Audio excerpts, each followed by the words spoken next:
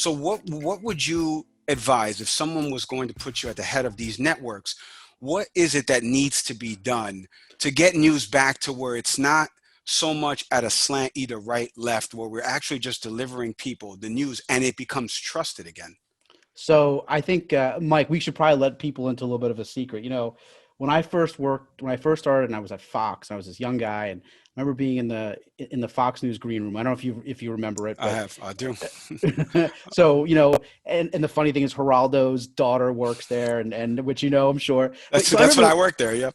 so I remember being in there, and and it was like I was sitting there like a fly on the wall, just watching everything.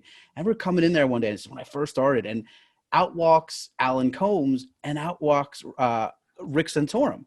And I'm like, oh, Rick, Alan Combs is this, he's the token sort of Democrat that Fox News has. And Rick Right. Santorum, of course, now in CNN is like this former senator, extraordinarily right-wing conservative Republican.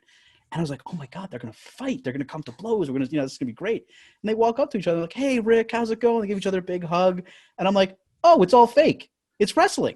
Like, I told it's the exact analogy that we used on the show. Nick asked the question, is it like wrestling? yes. Or do they, and I said, Yes. these guys are not like that No, off no, air. They are no, not like that. absolutely. And that's the thing, is that what people don't understand is that you play a character when you go on. I'm just as guilty. You play a character when you go on TV, right? Like someone would be like, okay, something's happening in Turkey. You have 45 seconds to explain it.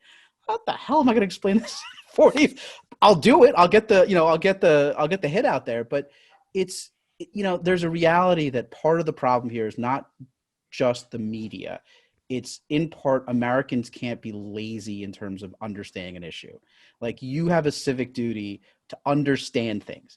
You have a civic duty to do more than just, I have two young kids, and in school, they teach them, hey, when you go on the website and on the internet, like, here's a legitimate source and here's not a legitimate source. And, part of this is, I hate to say it, people are just kind of lazy, and they want like really easy things, really difficult things fed to them, and they want them to be resolved quickly. And that was one of the things, for example, Mueller, that really frustrated me, is people, for when I was on MSNBC, people were like waiting. They thought there was going to be this big payoff, and of course we know it wasn't, and I knew it wouldn't, and it kind of fizzled.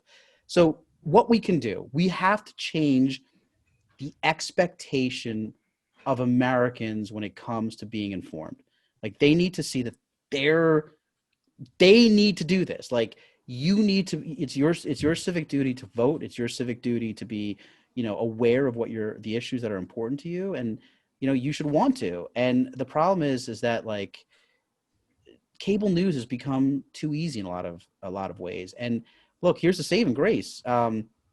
It's not the young viewers that are watching cable news, right? It's 50 and 60 years and above. So we have the whole crop of new, civically engaged.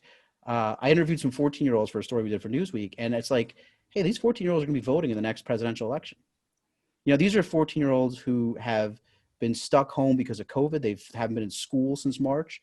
They're going to remember this stuff. They're going to register to vote. Where do they get their news? It's not MSNBC. It's not CNN. It's not Fox. So, the media is making tons of money right now because their viewership is at an all-time high. But unless we start pivoting to get that younger audience, unless we start pivoting to, actually have substance, it's going to be, I think that we perpetuate. But the hope that I have is that after Trump leaves, I don't think people are going to want to watch political shows. I'm hopeful that, there's a pivot away from sort of political, debate, which really goes nowhere because both sides.